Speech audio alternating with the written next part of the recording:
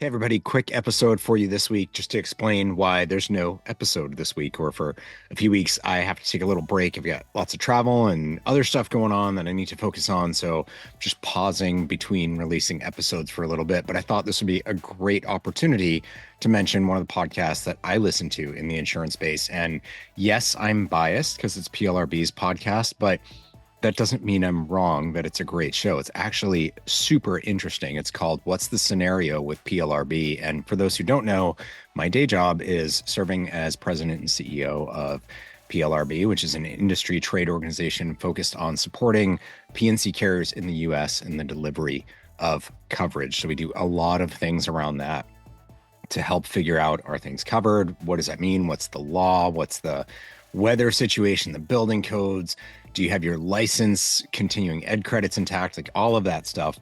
And one of the things we do in that support that is available to everyone, not just our members, is we put out this weekly podcast called What's the Scenario, where a team from PLRB from across different parts of our group get together and talk about things inspired by or directly from some of the questions we get from insurance companies out there that are dealing with real life, somewhat complicated or confusing or really common areas to get tripped up on in the delivery of coverage. So, for example, the one from just last week, which I think to people outside of the world of insurance, that is, not outside of the world, but may sound like really simplistic, is what kind of vehicle is this? What do you mean, what kind of vehicle is this? Well, what it's getting at is, what is the use and the situation of the vehicle, and therefore what policy should respond to it. So for example, most of the ones that they talked about is like, yeah, I got that, like a work truck versus someone's personal car. And it's like, well, a personal car, but they're driving Uber. So, which policy is kicking in when? That seems fairly straightforward. But then they talked about a cherry picker, one of those bucket vehicles that like your local utility, your phone company or electric company might have, where, someone drives it out, puts down these these steel support things and climbs into this bucket and raises themselves up to the top of the phone pole, and they're working on the wires. What is it when it's all stabilized and the person's up in the bucket? It's not a car. It's not driving around. I think that's really interesting. So it's like you've got personal auto, commercial auto, GL, all these different policies that could come into play. It depends on, yes, what the vehicle is. It depends on the usage of it. But then you got these like transformers, basically. It's a vehicle some of the time, and other times it's like a crane. That's a totally different kind of risk. I thought that was really interesting. Then another one that recently came up that really blew my mind was a guy had a house in one state, retired, moved to another state, warmer climate, and his daughter moved into the house that she had grown up in, that her father had just left.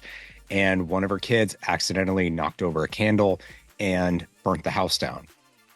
Now you're thinking like, okay, well, it's in the same family, there shouldn't be any issue. Well, there was an issue around who is the actual insured. Is it their residence?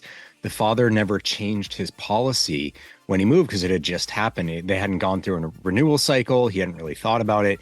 His agent down in the other state didn't really know anything about the policy in the original house, and he wasn't the agent on that policy, so he didn't make any change to it. So you have a situation where the insured maybe wasn't getting the guidance that they needed, wouldn't have thought about it themselves, and now you have a house that burned down that, by the wording in the policy, actually there's no coverage for.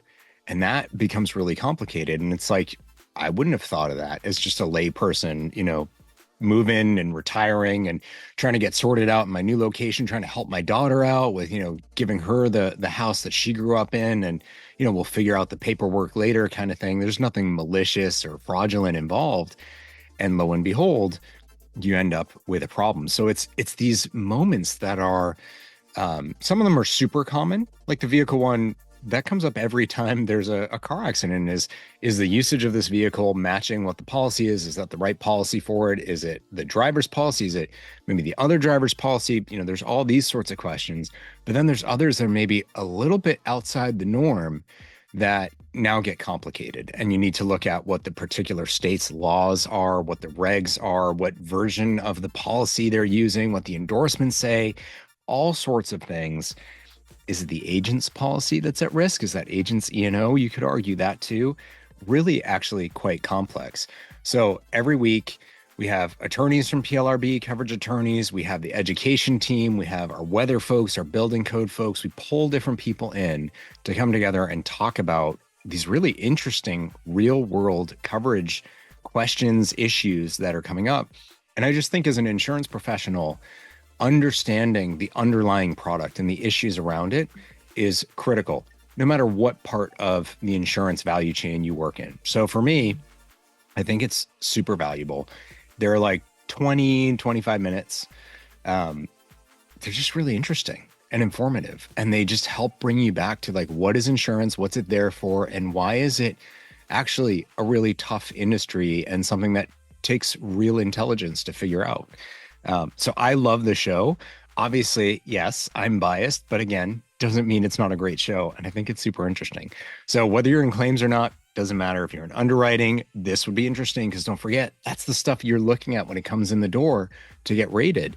That's the promise that you're selling. If you're in claims, obviously it's of interest, but I think if you're anywhere in the insurance value chain, understanding the underlying product and the complexities of it is invaluable. And I'd say that also if you're serving the insurance industry, to understand the issues that are at the heart of the product, super valuable. So what's the scenario from PLRB? It's on every podcast platform. It's also on YouTube. If you're a PLRB member, it's really easy to get to. It's right within the PLRB website at plrb.org, but you can go to Apple Podcasts, Google Podcasts, Spotify, YouTube. As I said, doesn't matter. It's everywhere. Check it out. Quick, easy hits to hear some really fascinating, interesting stuff on the industry that I think just having that in your back pocket will deepen your understanding and help you engage in driving the future of insurance.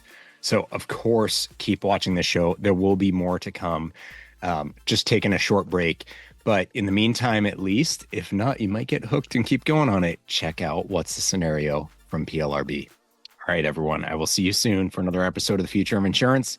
And I want to hear what you think of What's the Scenario with PLRB. Take care.